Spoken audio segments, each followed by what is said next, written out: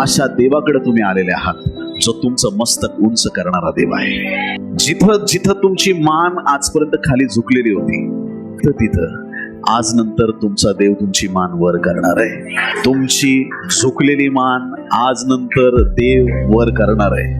तुमच्या शेजाऱ्यांमध्ये तुमची मान झुकलेली होती का? धनवानांमध्ये तुम्ही उभं राहिल्यावर तुमची मान झुकलेली होती का? 4 लोक जे प्रतिष्ठित आहेत त्यांच्यामध्ये उभं राहिल्यानंतर तुमची मान झुकली होती का? नातेवाईकात गेल्यानंतर तुमची मान झुकली होती का? पण तुम्ही देवाकडे आल्यामुळं आज नंतर परमेश्वर तुमचं मस्तक उंच करणार आहे. तुमचं मस्तक तो वर करणार आहे, कारण की तुम्ही खऱ्या देवाकडे आलेले आहात. हालेलुया. आता काही लोकांना वाटतं हे वचनात आहे का? हो आहे ना. स्तोत्र संहिता 3 अध्याय 3 वचन वाचूया आपण. स्तोत्र 3:3. तरी हे परमेश्वरा, तू माझ्या भोवती कवच आहेस, तू माझा गौरव, माझे डोके वर करणारा आहेस. Hallelujah. You are the lifter of my head. तू माझं